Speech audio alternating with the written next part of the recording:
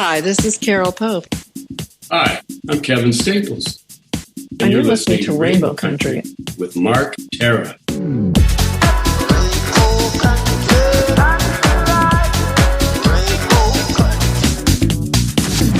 The views and opinions expressed on the following program are those of the persons appearing on the program. Today on Rainbow Country, the Flyer Vault, 150 years of Toronto concert history. We'll hear from authors, Grammy winner Rob Bowman, and Daniel Tate. That and more on episode 293, so stay tuned. The Gay Talk Radio right here on Rainbow Country.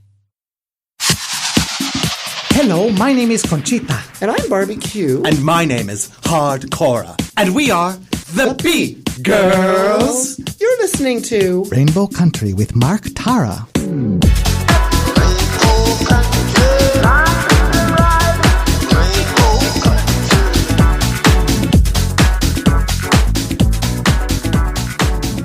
Well, hello and welcome to a brand new journey through Rainbow Country.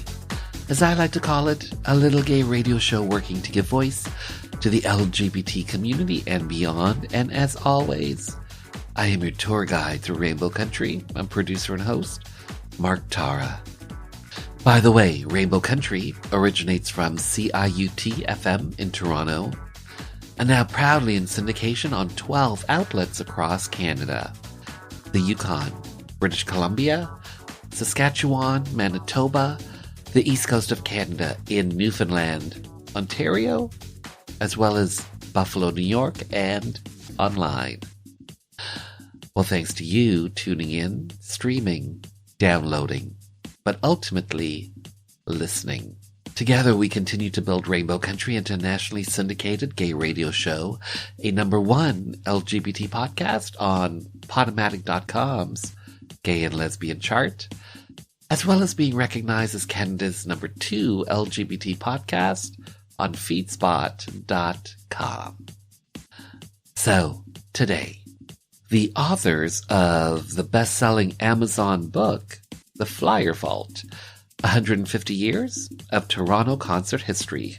Authors Grammy winner Rob Bowman and Daniel Tate join me to talk about how this history book came about.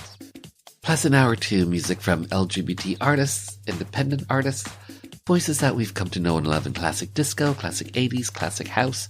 And on this episode, I'm featuring some classic funk, some classic 80s Grace Jones, as well as a spotlight on bitch track artist Jade Electra, and more. But up first, my Big Brother Canada Season 10 coverage continues with the most recent Evicted Houseguest.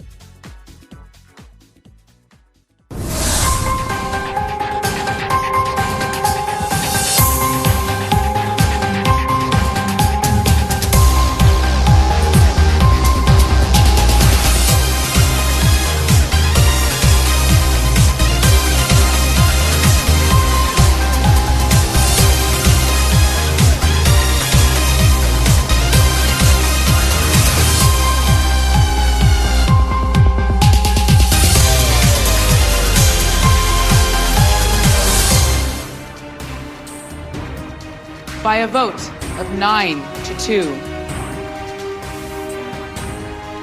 Josh, you are safe.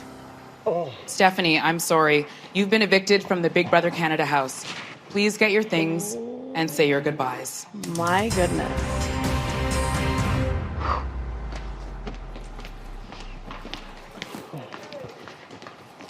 Wow. No, I don't. There is something big happening in here, and it is right underneath your noses.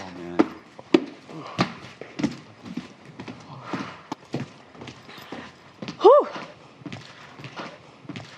Bye, Steph. Stephanie, hi, how are you? Good, how are you? I am good. I'm better now that I'm speaking to you. I have to say a big congrats on making it onto Big Brother Canada Season 10. Congrats on that. But first of all, girl, Loved your chandelier earrings on eviction night. Thank you. On point. Well done. How are you feeling? Now that I've had a little bit of time to decompress, I'm feeling okay. Definitely did not know how to feel yesterday. Was very shocked and taken aback by everything, but I'm feeling okay now. Still bitter, but okay. Just think of the earrings. You thought that you were golden in this game, but here we are, the vote 9-2. Were you blindsided? Completely blindsided. I wear my emotions on my face, and I think in that moment, everybody saw how shocked and blindsided I was. It was a complete shock to me. So from what you know, why do you think some of your house guests thought that you were a bigger threat than Josh? I don't know necessarily that they thought I was a bigger threat than Josh. I think they saw me as collateral damage in Kyle's game, and that's what I ended up being. I think they felt the end of Kyle's HOH very messy and emotional, which it was. But I think that since I was just the original and always up there, just to stick with it, and they had something bigger going on, and Josh was a part of that and I wasn't, so it was just easier to get me out than Josh this week. So when it comes to Big Brother Canada, how would you categorize yourself? Would you say that you are a casual fan, that you are a fan, or that you are a super fan? I'd say I'm definitely a fan. I love watching the show and keeping up with everything. Now more so than ever, I'm going to be on those live feeds and on the social media apps, just like watching every single second to make sure everything adds up. I'm going to turn into more of a super fan now, I'd say. Did you have a strategy going into the game? I definitely did have a strategy going into the game, but the thing is with that house, you go in with the strategy, but the minute you walk into that door, it goes out the window. You have to adapt every second of the day that you're in there, because every second something different is happening or something different's being said. So there's no set strategy that works best going into that game. So what was your strategy then? My strategy was to be social, was to be friendly with everybody, honest, upfront, which I think I was. And I think I portrayed that. I confronted when I needed to, when my name was put out there over false accusations. I told everyone I'm a very face value person, and they took that and used it and turned it into a blindside, which good for them. Honestly, at the end of the day, as a person who watches the show, it was great. As a person being on the receiving end of it, not so nice. Was playing Big Brother Canada, was this harder than you thought it would be? It was most definitely way, way harder than I thought it would be. Watching it from your TV at home on your couch is so different than actually being in that house, because you only know or hear about 2% of what's going on in that game. Whereas from your TV, it's very easy to say, don't trust that person, or why are you saying that? But you just have to go off of a lot of gut instinct and what you last heard. But what you last heard may not be the most up-to-date information. So for yourself, what did you find so difficult about the game, the strategy experience? What was the most challenging aspect of it for you? I think the most challenging aspect of it was being able to be adaptable to all the changing motions, and being able to keep calm, cool, and collected, and not feel as, I'm a very confident person. So maybe not being as confident or as trusting in people. I think that was definitely the hardest part, was adapting to the actual game, because the game started the minute we walked in that house. People were scheming. And what about the competitions? How did you see those? How did you view those? How do you think you did in those? I think I did fairly well in the competitions. I'm a very competitive person, and I showed that in the Surf's Up comp. I did not give up, even though there was no real threat for me. I still wanted to win, and I tried my best. In every comp that I was in, I tried my absolute best and pushed myself to the limits. Even when I wanted to give up, I still kept going. The comps were amazing though. It was a whole different experience. Mm-hmm.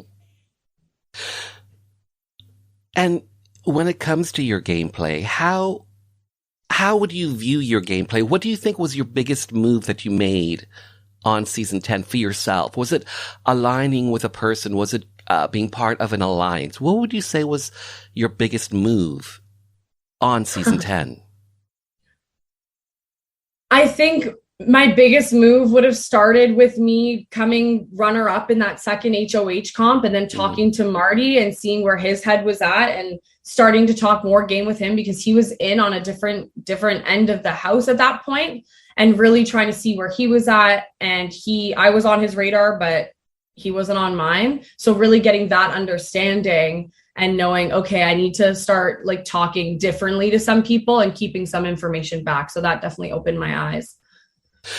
Let's go back to eviction night. Is there any one in particular or some house guests of yours that you feel betrayed by? I think Helena. I mean, now I just don't know what side she's really playing. I thought she was really trusting and I really had her vote, but I don't know if she's playing a really, really great social game or she's just really easy to manipulate. I really don't know. So it'll be interesting to watch back the episodes and see really where she's at from a perspective that I didn't obviously get to see of her. From where you are right now, from where you sit right now, is there, and looking back on your gameplay, is there anything that you would do differently? I could run through the amount of scenarios and what ifs in my brain, and I don't even think I could wrap a single scenario around it. If I were to win HOH week 2, could I have been safe this week? Who knows? I could still be out. Yeah, that's a hard one. Mm-hmm. I hear you. My last question for you. Best part about being part of Big Brother Canada season 10, a momentous season 10. Yes. And you're part of this. I know. Best part. Oh, the best part of that experience was being able to be on the other side, but just being able to be a part of a bigger part than the game itself and the individual people in that game and all the beautiful things that all those people in that house had to offer and the different sides of Canada and people that we all represent, because we all represent a community out there, and being able to be a bigger part of that, I think was the best takeaway from that game. Stephanie, I have to say, well said, well done, well played. Thank you for your time. Thank you. By the way, Big Brother Canada airs weekly on Global TV, Mondays, Wednesdays, and Thursdays. Check your local listings for airtime.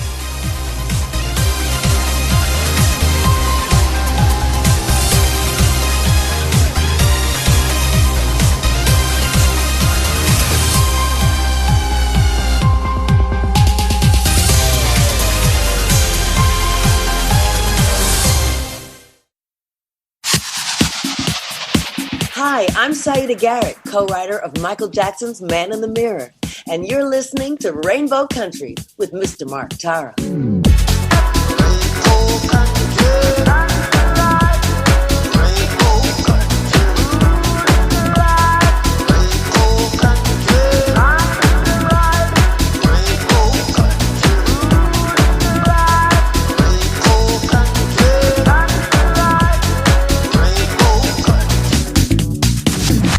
From my 2019 interview, The Flyer Vault, 150 Years of Toronto Concert History.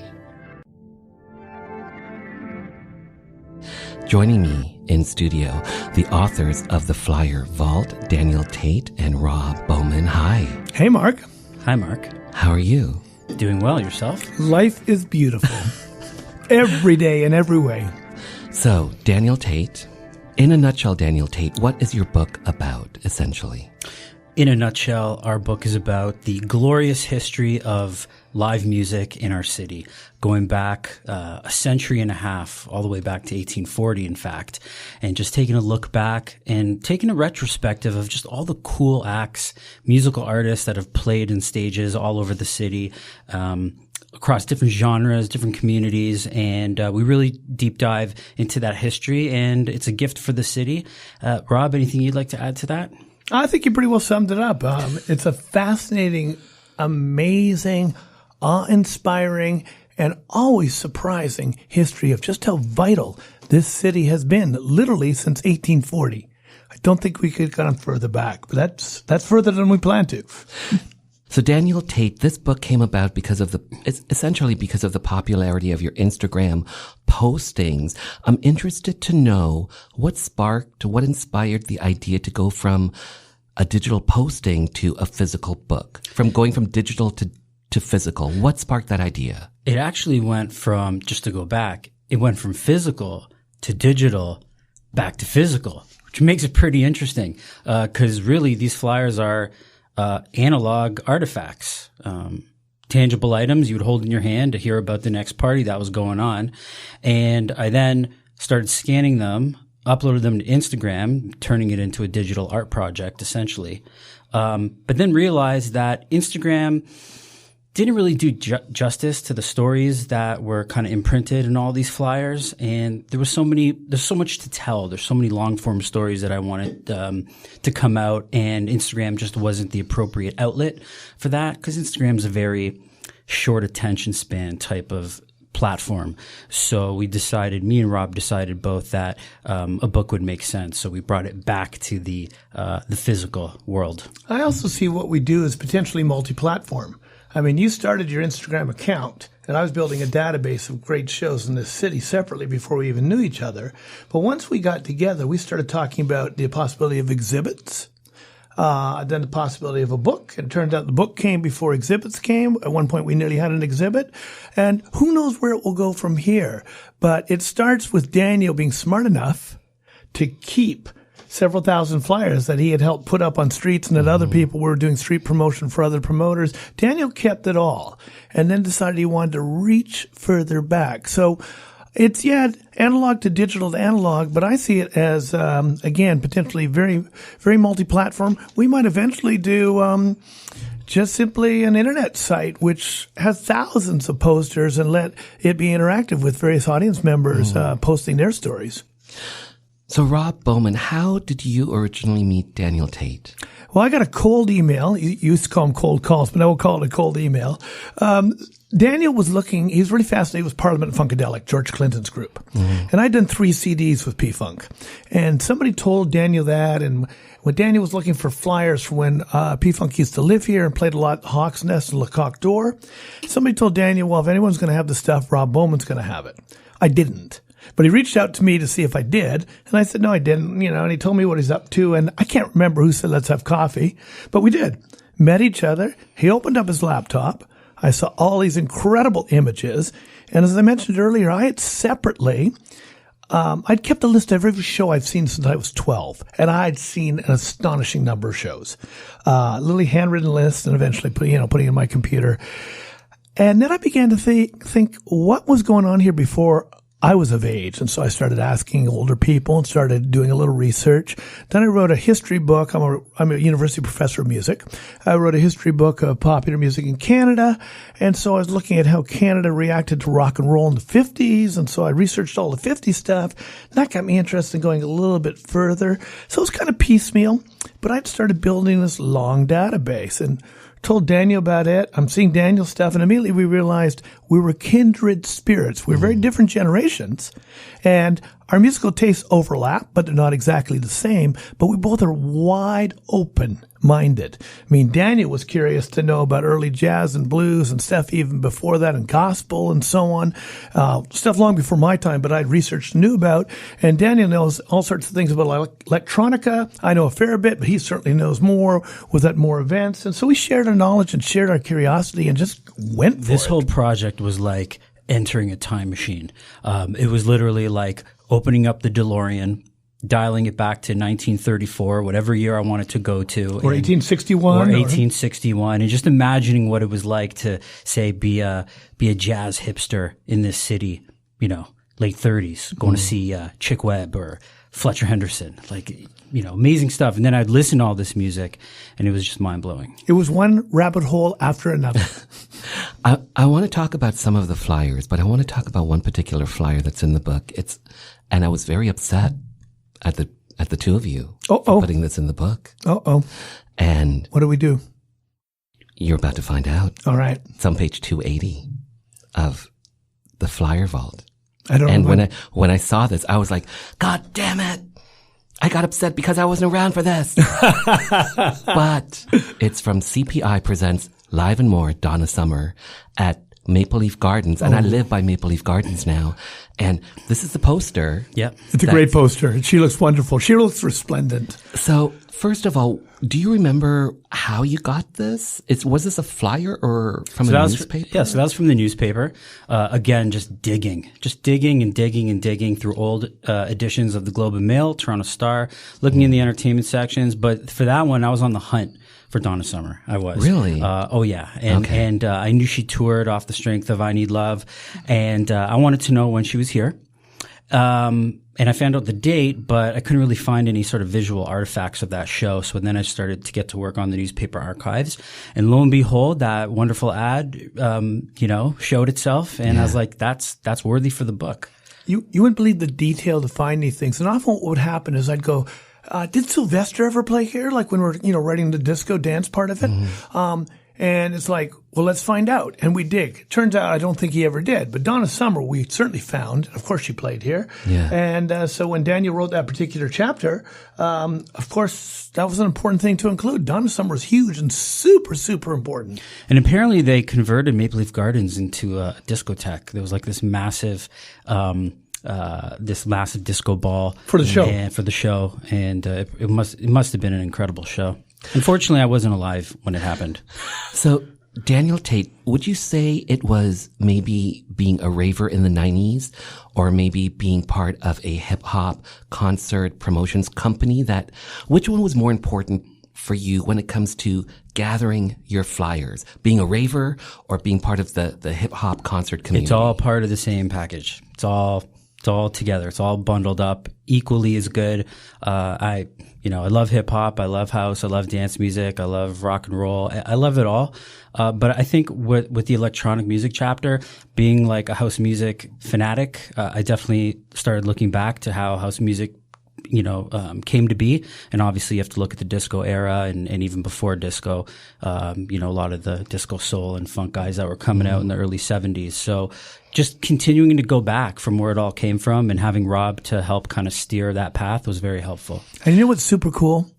The whole house phenomena led people to rediscover disco and in some ways to re-envision what disco was. Because there was that horrible, ridiculous reaction of disco sucks by a lot of people at the time. And I think a lot of it was homophobic. A lot of it was racist. A lot of it was misogynist. And it's so great that house music ended up, if you will, recovering the history of disco and framing it differently for current and future generations. Yeah. What's that? Talk to me about Geddy Lee doing the foreword for the book, like lead singer of iconic rock group Rush. How did that happen? I'm still pinching myself. I don't know how it happened. How did that happen? Because I know. Is this a dream? I feel like I'm still in a dream. You know what? It happened because he somehow. Well, I was posting a lot of Rush stuff on the Flyer Vault Instagram account, and so he got wind of it. I guess he saw one of the Rush flyers that I'd posted. It was the Massey Hall '76. He said. I think it was. Yeah, it was the 2112 tour or that show, and I just saw on my feed Geddy Lee is following you. I was like the Geddy Lee? Maybe there's like an imposter or something. Maybe it's just some like random dude named Geddy Lee, but not really Geddy Lee. But he had the blue check mark, so it was really Geddy Lee. And I was blown away by that, and that really gave me extra energy to double down on this project and really try to put out some really good historical content. And I certainly posted more Rush stuff and Cream stuff and Rockpile stuff because I knew he was one of my followers. And just on a whim, I DM'd him one day and I said, hey, me and Rob Bowman are working on this book. Do you want to get involved? I know you love Toronto. You love music, of course. And it took a little bit of time and some patience, but he eventually agreed. It's amazing. Amazing. Daniel Tate, your work chronicling Toronto's live music history has been featured in the Globe and Mail, Now Magazine, Vice, Blog TO, Toronto Toronto Star, thank you. CBC News. CBC News. CP24. CP24. All in the last week, those ones. How would you say Toronto's music scene compares to, say, yesteryear? That's a common question. We still have a vibrant music scene. We still have an underground music scene. We have different, stages all over the city. There's still a good amount of venues. A lot of venues have closed down, and that is sad. But I still feel that there's a strong appetite for live music in this city. And I think also there's a lot of DIY spaces that are sort of an answer to a lot of traditional spaces that have been closing down. And that can also make things fairly dynamic as well. So overall, I think change is inevitable. It's not like I look back in time and kind of sigh and like, oh, I wish it was like then. I don't think that way. I just think that we've evolved. People will always love live music, whether performing it or experiencing it. And I don't really think the internet is going to really kill that. It'll change it. It'll influence it. But I think humanity's need for live music will always be there in some shape, form, or fashion. I think the thing that's influenced what happens now has a lot to do with capitalism and gentrification and the price of what it costs to do anything in the city. And it's forced a lot of clubs to close because the rents simply become insane or the land gets sold from under them and becomes condos. So I think, unfortunately, up-and-coming bands have a harder time. But international touring bands always are going to come here. There's spaces for them to play, and it just means the ticket price gets, X higher. But they're always going to come here because Toronto's the gateway to Canada. It's got 10 million people within a 2-hour drive. So if you're a European band or an Asian band, you're going to do 3 gigs in North America, New York, Toronto, LA. We are so unbelievably fortunate in this amazing city. Well said, Rob Bowman. That's too well said. Thank you, Mark. On that note, let's take a break. We'll be right back.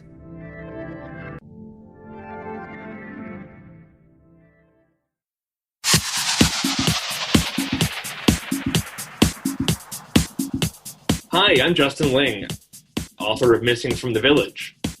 You're listening to Rainbow Country with Mark Tara.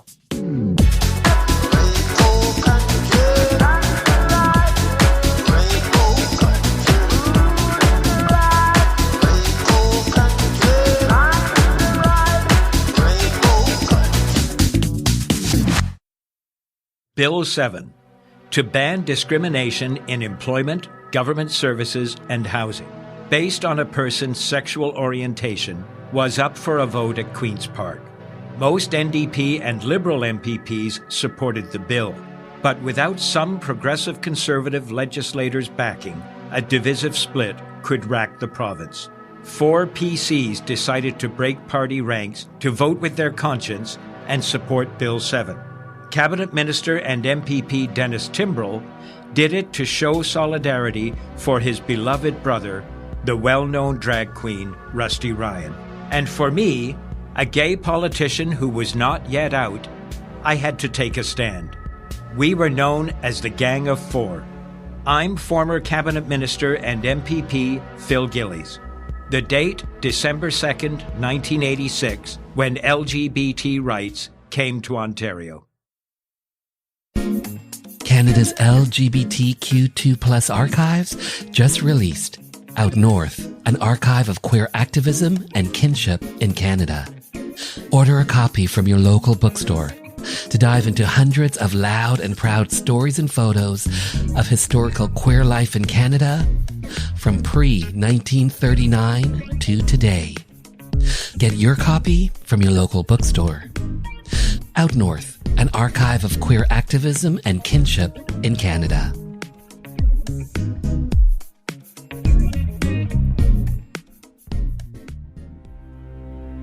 Hi, my name is Joanne Vanicola, and I'm an actor and a writer, and I was first on Rainbow Country with Mark Tara on discussing the massacre at Pulse Club in Orlando.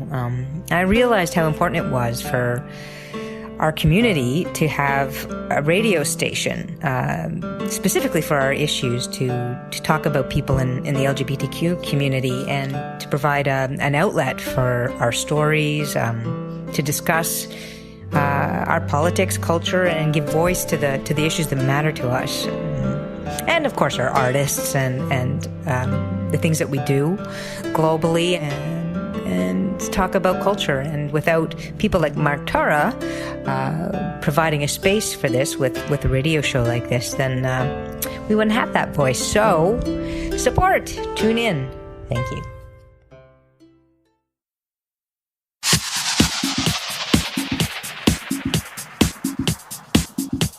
I'm Billy Newton Davis, and we're sitting here on Rainbow Country with the fabulous Mark Tara.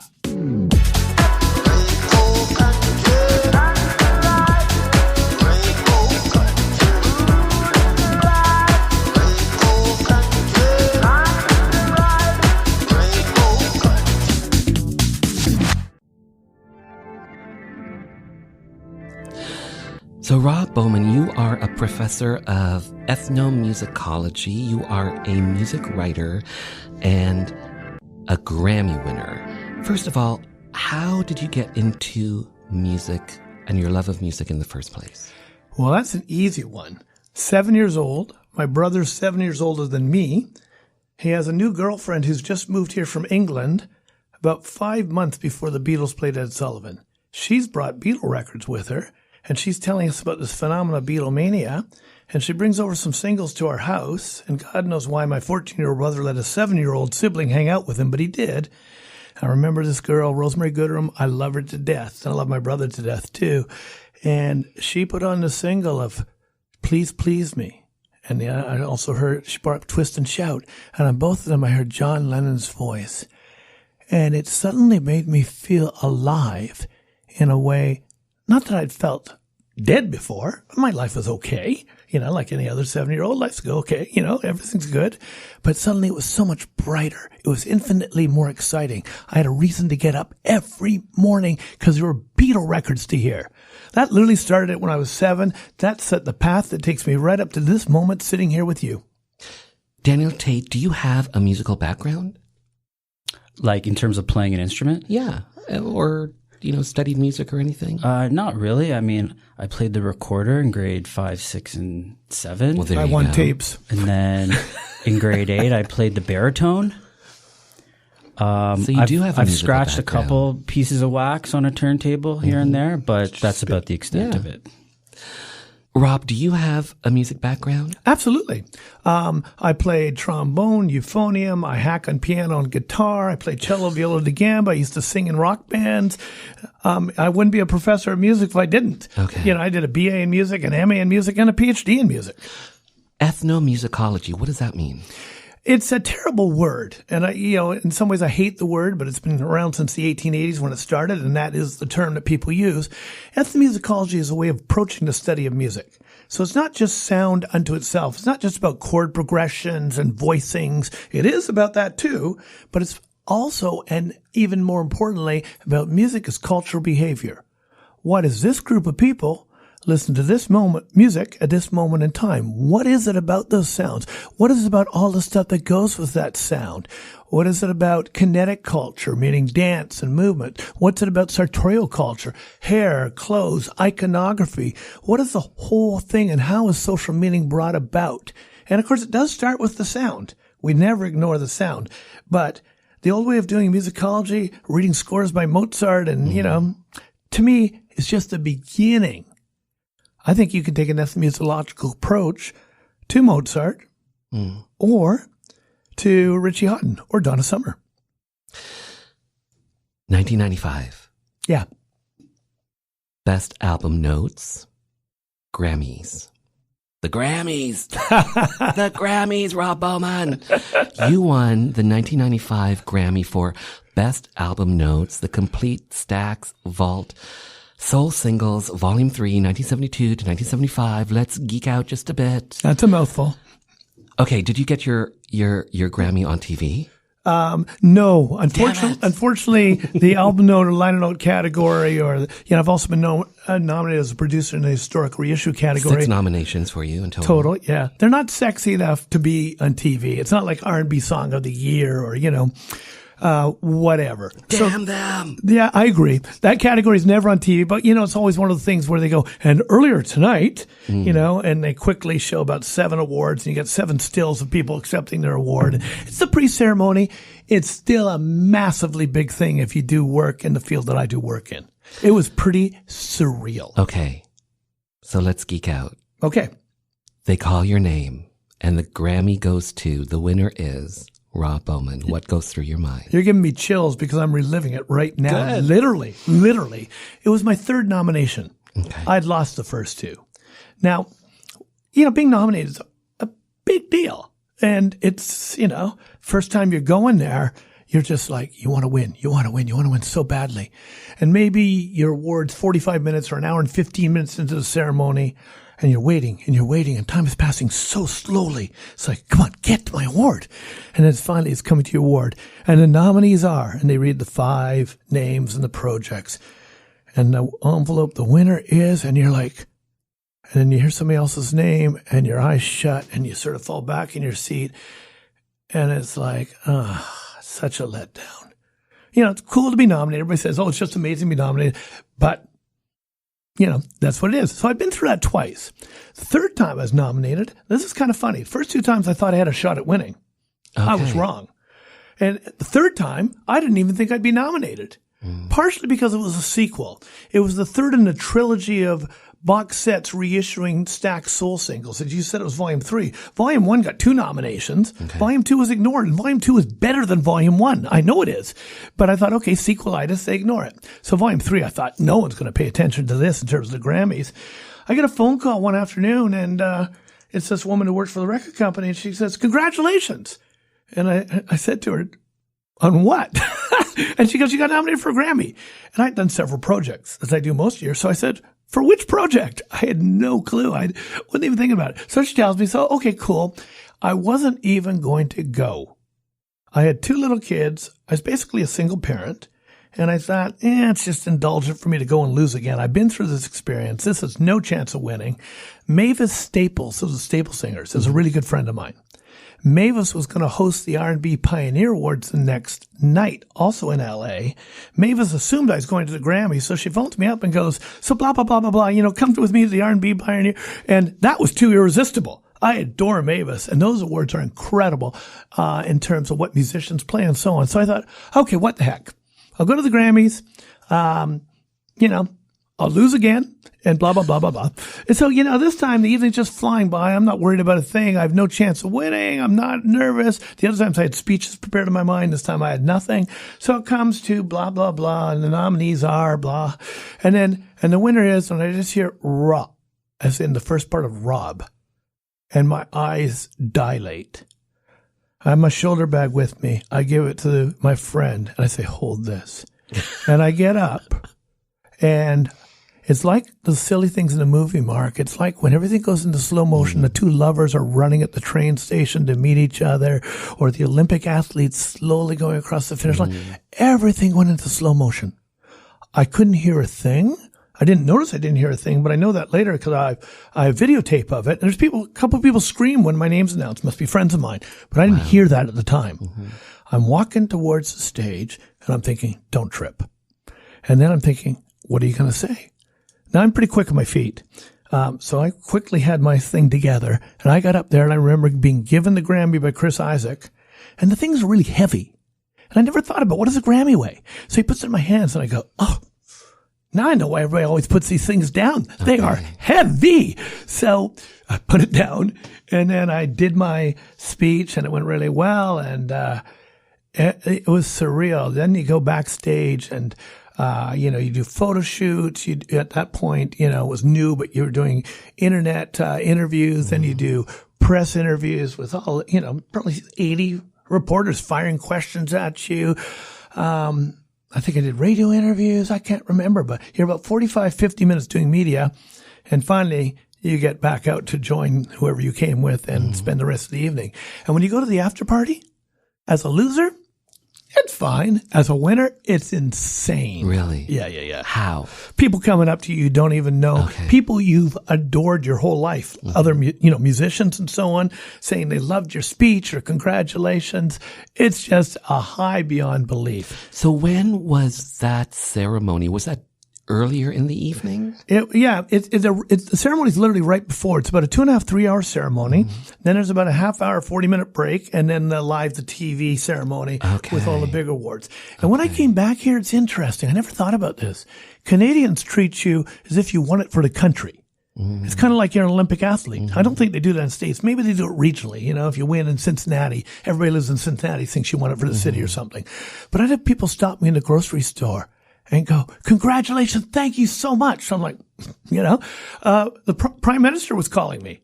Literally. Wow. It was pretty funny. I never even thought about any of that. I had people who found me. Of course, the internet existed and email existed by then. But I had people who found me who I'd gone to school with in kindergarten and grade 2, who I hadn't talked to since then, reaching out. It was for a few months, day in, day out, inundated with people afterwards. It was a pretty heady experience.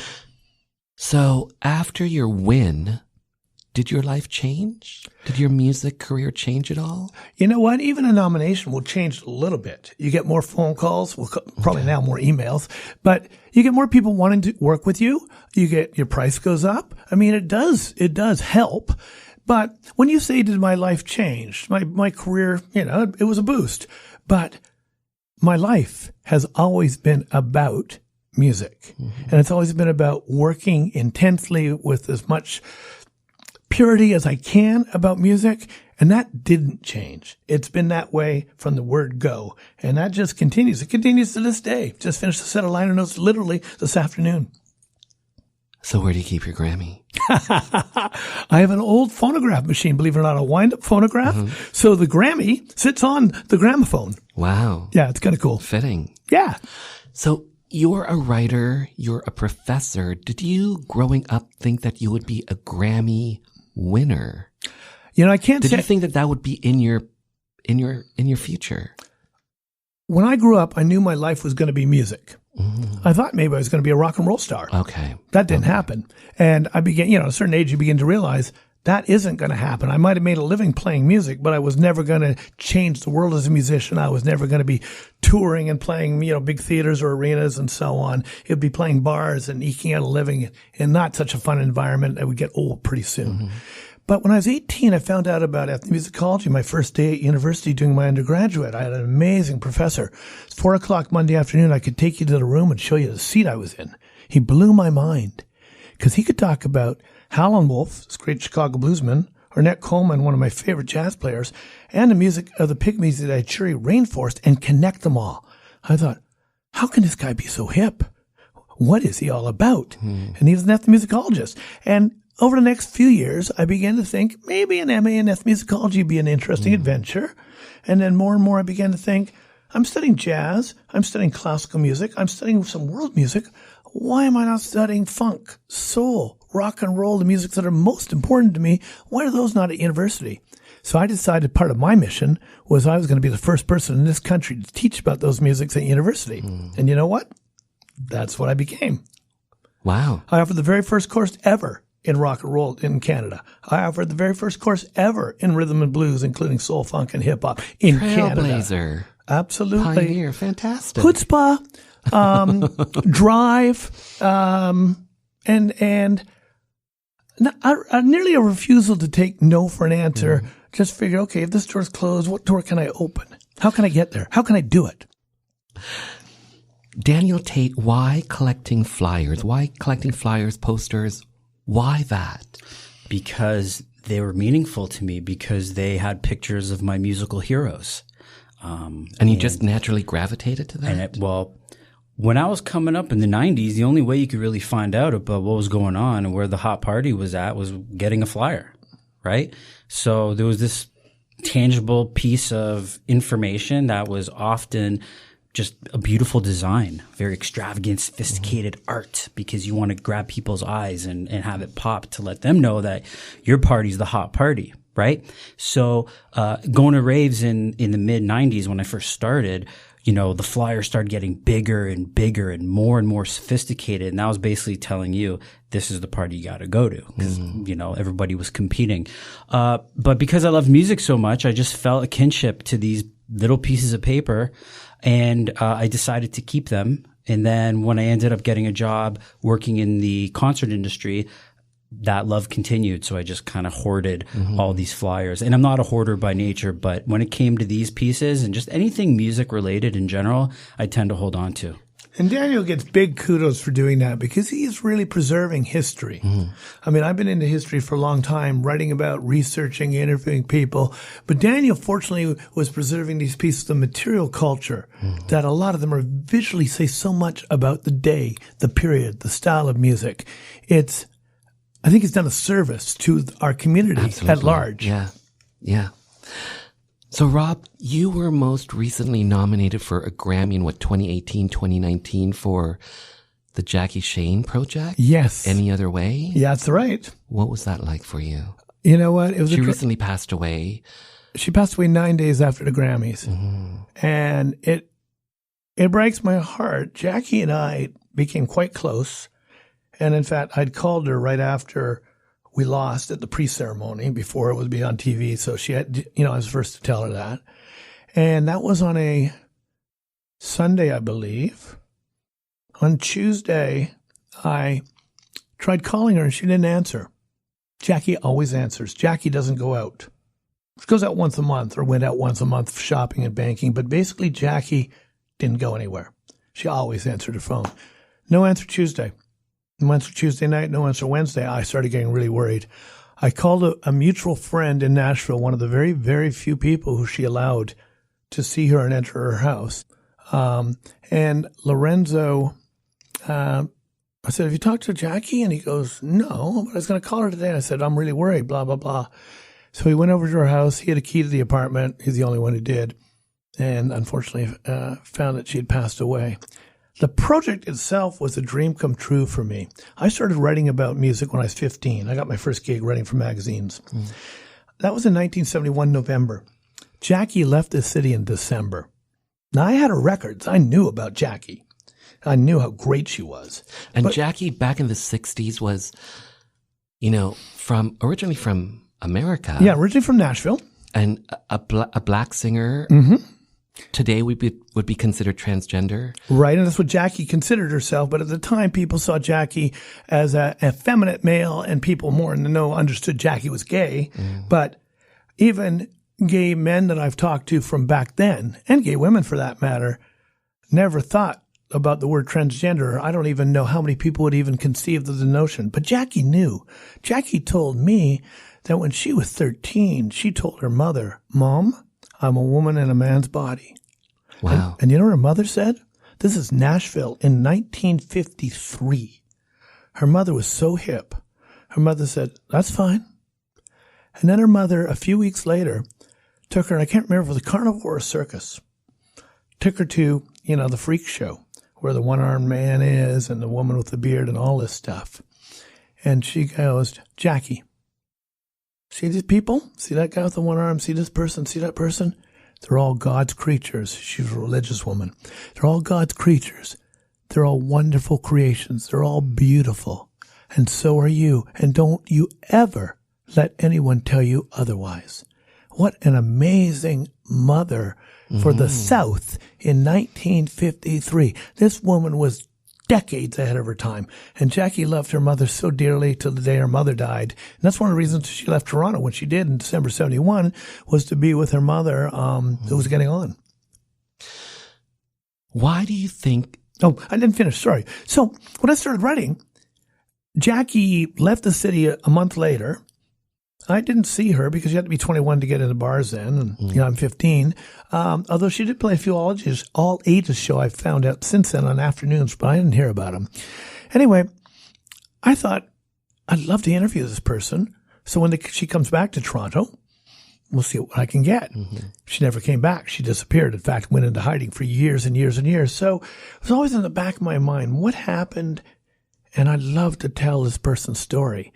And when I got a call, which was in 2016 in the fall or 2017, I think 2016, from a numeral record saying they had actually signed Jackie Shane and we're going to be reissuing all of her material. Would I like to interview her and do the notes? I'm like, are you kidding me? I've been thinking about this since I was a kid. And it's a long story about how everything got put together. But Jackie and I bonded over gospel music. She loves black gospel, and I have encyclopedic knowledge of it. And we eventually became exceedingly good friends. She talked to me for hours and hours and hours. Why do you think she pulled away from Toronto, the music scene? I mean, she moved back home for her mom, but why do you think she pulled away from the music? You know, Jackie, there's a couple things that went on. Jackie was treated really well in Toronto. She always said that, you know, you can't pick where you're born, but you can pick where you think is home. And Toronto, for her, she always thought of as home. She was treated better here than anywhere else in her life. She lived for a while in Montreal, Boston, grew up in Nashville, moved to LA where her mother was, and ended up back in Nashville. Toronto was it for her. So it was never about leaving Toronto. But she was working with a guy named Frank Motley. He was a trumpeter from North Carolina. His shtick was he played two trumpets at once. And he'd been the band leader. Jackie had actually first hooked up with him back in Montreal back in the late 50s. And he was the guy she'd first come to Toronto with in the 60s. Motley was an alcoholic, and he could be abusive. Once threw an ashtray at her head. Jackie warned him if she ever did that again, she had ways of dealing with such things. She was a strong person, a very strong woman. But long story short, she was in L.A., came back to work with Motley for a few months because he wasn't doing so well, needed her star power, if you will. So she agreed she'd do it for a few months, but that was it. Then she was going back to L.A. When it came to the end of what she saw as her tenure, he was refusing to pay her what he owed her as a way of trying to keep her here, keep her working for him, in effect. And they were playing a place around Yonge and Eglinton when push came to shove. She told me the only time in her life she took the subway, because she always had a driver. She never drove herself, always had a driver. She took the subway back to her apartment, which was around Girard and Yonge, and she went in to get her gun. She was going to go back and deal with Frank. And then she thought, I don't need to spend a life behind bars. So she got her lover and decided, we're leaving, we're going to L.A. She had enough of the bullshit of the music industry, not getting paid, people like Motley holding things over her. And I think when she left, I don't think she knew it was the end. I don't think she knew she was never going to perform again, but she certainly wanted to get away from Motley and wanted to leave behind the music industry for a while. And the more she stayed in L.A. with her mother, the more she realized she didn't need this and didn't want to deal with it anymore. And that was that. It became this mystery until 2016. Yeah. Amazing. It's an incredible story, and she was an amazing person. I'm glad she lived to see the Grammy nomination, but there's a lot of plans. There's plans to do a book. There's plans to do movies, and she was tentative at first, but more and more she wanted this stuff. She talked about performing. I don't know whether it ever would have happened, but she talked about performing again. Would have been amazing.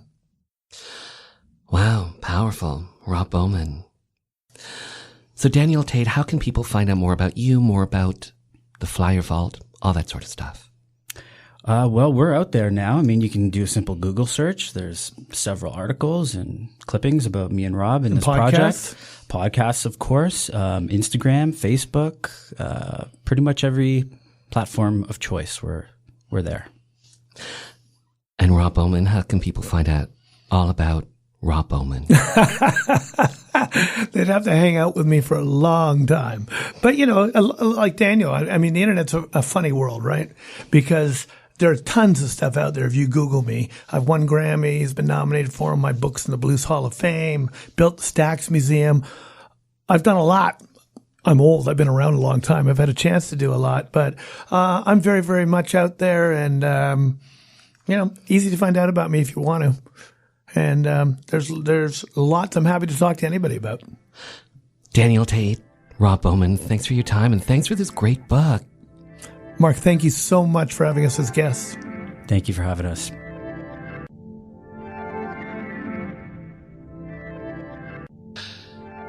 On Amazon.ca, it has a rating of 5 out of 5 stars. For more on Grammy winner Rob Bowman and author Daniel Tate, check out The Flyer Vault HOUR I'm Brian Bradley, author of Outrageous Misfits, female impersonator Craig Russell and his wife, Lori Russellidi. You are listening to Rainbow Country with Mark Tara.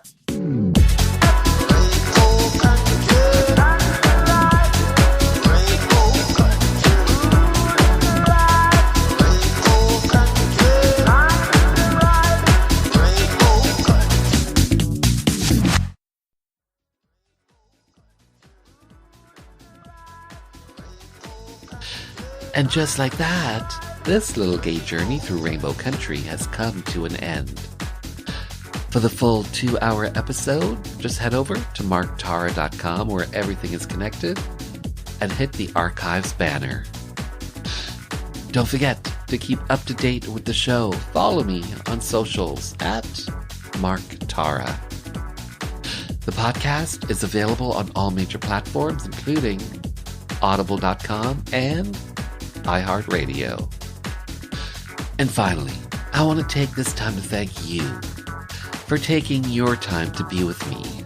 Remember, we live in days of making dreams come true. So, believe in yourself, and the world will believe in you.